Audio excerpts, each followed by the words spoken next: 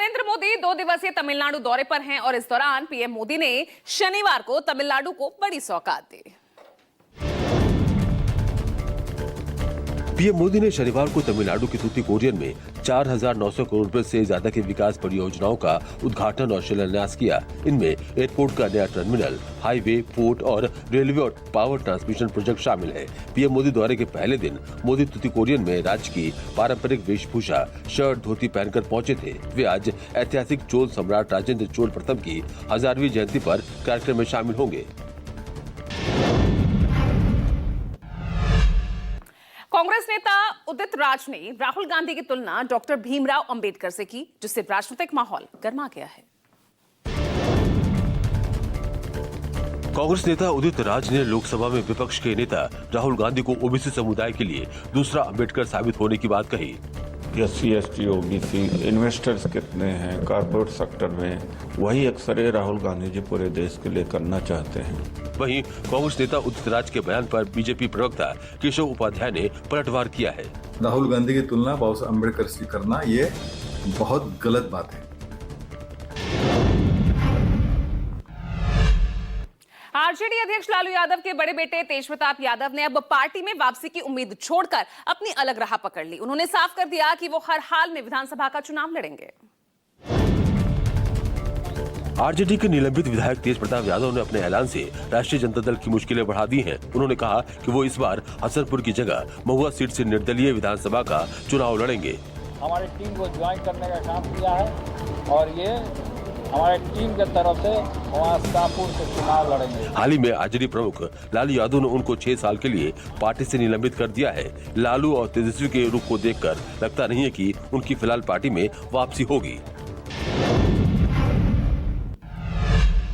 UP में बढ़ती school fees और निजी विद्यालयों की मनमानी के विरोध में राष्ट्रीय छात्र पंचायत ने मोर्चा खोल दिया है। इस कड़ी में राष्ट्रीय छात्र पंचायत की तरफ से गोंडा से लखनऊ तक 120 किलोमीटर लंबी छात्र कांवड़ यात्रा निकाली गई।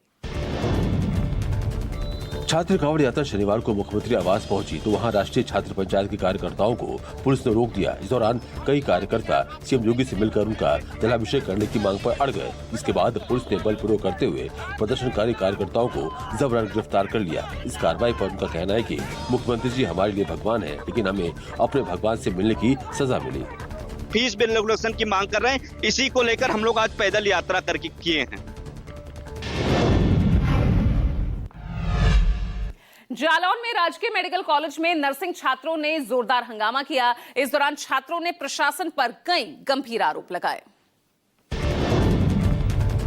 राजकीय मेडिकल कॉलेज में नर्सिंग छात्रों ने प्रशासन के खिलाफ जमकर प्रदर्शन किया। छात्रों ने नर्सिंग फैकल्टी पर आर्थिक, मानसिक और शारीरिक शोषण के गंभीर आरोप लगाए हैं। छात्रों का आरोप है कि परीक्षा में बैठने के लिए फैकल्टी सदस्य 20,000 रुपए तक की रिश्वत मांगते हैं। प्रदर्शन के दौरान छात्रों का गुस्सा फूट पड़ा और उन्होंने कॉलेज परिसर में नारेबाजी करते हुए धरना दिया। मतलब हर हथकंडे अपनाए जा रहे हैं कि किसी बच्चे को कैसे प्रताड़ित किया जा सके, किसी की मानसिक दबाव।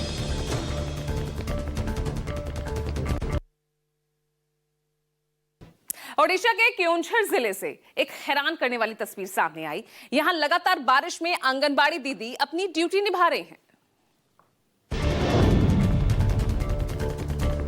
ओडिशा के हरदीही गांव की तस्वीर इन दिनों चर्चा में है। भारी बारिश के कारण मालदा नदी का जलस्तर बढ़ने से ये गांव पूरी तरह से बाकी इलाके से कट गया है। जरूरी हालात में लोग जान जोखिम में डालकर तैरकर नदी पार करते हैं। ऐसे मुश्किल हालात में भी आंगनबाड़ी केंद्र की कार्यकर्ता करिश्मा नायक हर दिन 2 किलोमीटर पैदल चलकर मालदा नदी पार करके हल्दी गांव पहुंचती हैं। फिलहाल ग्रामीणों की एक ही मांग है कि सरकार जल्द से जल्द नदी पर पुल का निर्माण करे ताकि गांव को हर साल इस तरह की समस्या का सामना न करना पड़े।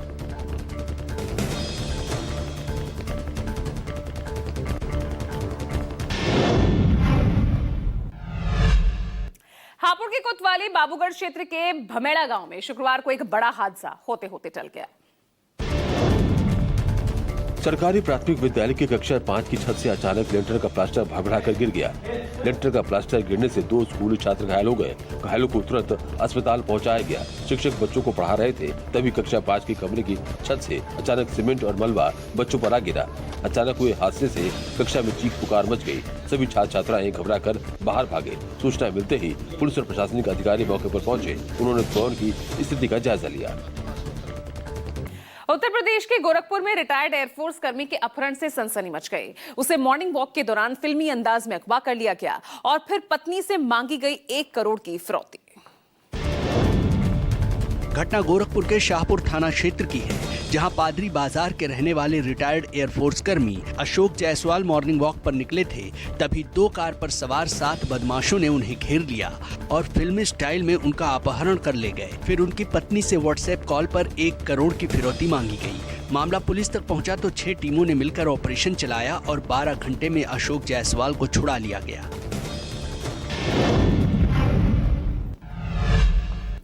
पीड़ित एयरफोर्स ऑफिसर अशोक जायसवाल और उनकी पत्नी ने इस वारदात की पूरी कहानी बताई। सुनिए आप भी। घर से 5-5:15 बजे निकलता हूँ। 5:30 बजे के आसपास में वहाँ अंडरपास में घुसा। जैसे ही घुसा तो वहाँ 3-4 लोग पहले से खड़े थे। उन लोगों ने मेरी साइकिल पकड़ी और पीछे से 2 आदमी आया, उठा करके उन्होंने वो कार में तो जस्ट फेंकना ही समझिए, फेंका, गाड़ी फेंका। एक आदमी बैठा साथ में और वो गेट बंद किया और चल दिए।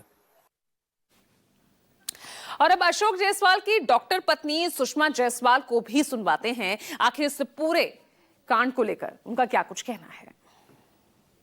जी को कोटि कोटि धन्यवाद। बस मैं मुख्यमंत्री जी को बस नमन करना चाहती हूँ, उनको धन्यवाद देना चाहती हूँ और पुलिस प्रशासन की भी जितनी भी प्रशंसा करूँ उतने नहीं कम है।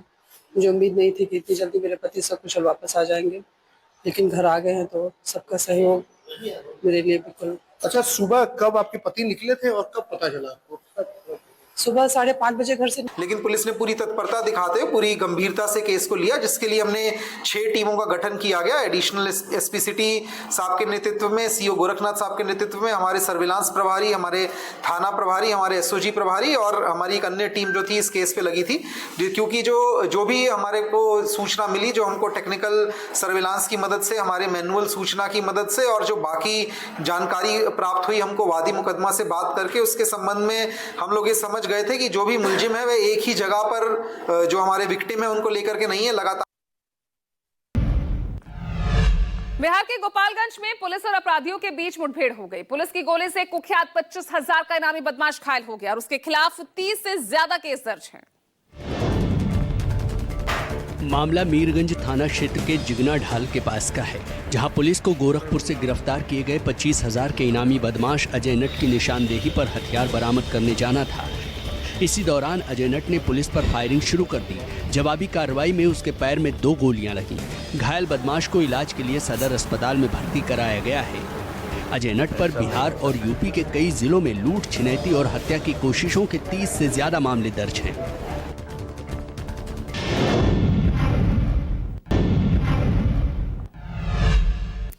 मध्य प्रदेश के टीकमगढ़ जिले से चौंकाने वाली तस्वीर सामने आई। यहां लोग जान जोखिम में डालकर पुल पार कर रहे हैं।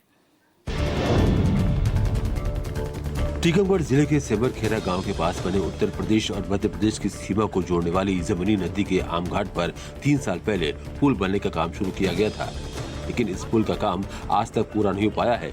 लिहाजा लोगों ने बांस की लकड़ी की सहायता से पहाड़ बनाकर आने जाने का रास्ता बना लिया है और जान जोखिम में डालकर इसी से निकल रहे हैं। ऐसे में अगर थोड़ी सी भी चूक हुई तो सीधा पुल से नीचे गिर सकते हैं। बताया जा रहा है ठेकेदार की लापरवाही के कारण पुल के निर्माण में देरी हो रही है।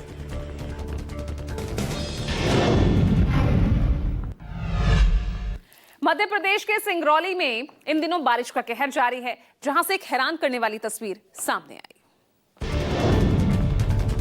सिंगरौली में भारी बारिश के चलते नदी नाले उफान पर है, जिसके चलते कई हैरान करने वाली तस्वीरें सामने आ रही हैं। ऐसी एक तस्वीर दिखाई दी जब पुल के ऊपर से बहते पानी के बीच बाइक सवार पुल पार करने की कोशिश में सभी बहने लग जाते हैं। पानी का बहाव बहुत तेज होने की वजह से आसपास खड़े लोग भी मदद के लिए आगे नहीं बढ़ते।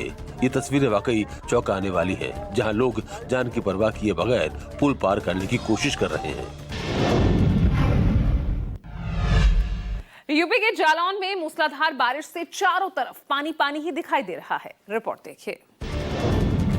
जालौन में मूसलाधार बारिश से सड़कें तालाब बन गई हैं। जगह जगह जलभराव की स्थिति बनी हुई है। बाइक से लेकर कार तक पानी में आधी डूबी नजर आई।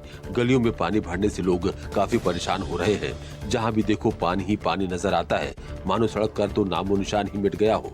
सड़कों पर पानी भरने की वजह से लोगों को काफी दिक्कतों का सामना करना पड़ रहा है। वहीं नगर निगम की विकास के दावों की पोल खुलने लगी है। यूपी के चंदौली में बाढ़ और बारिश ने परेशानियों को बढ़ा दिया है। देखिएगा रिपोर्ट। गोधरा गांव के पास नहर टूटने से दर्जनों गांव के खेत जलमग्न हो गए हैं। दर्जनों घरों में गंगा नहर का पानी घुस गया है। अचानक आई बाढ़ से लोग परेशान हो रहे हैं। ग्रामीणों ने सिंचाई विभाग के अधिकारियों की लापरवाही को लेकर शिकायत दर्ज करवाई है। तो वहीं किसानों ने मुगलसराय चकिया मार्ग को कुछ देर के लिए जाम भी किया। नहर के दोनों किनारों पर पुलिस की तैनाती की गई है। प्रशासन टूटे नहर को ठीक करने की व्यवस्था में जुटा है।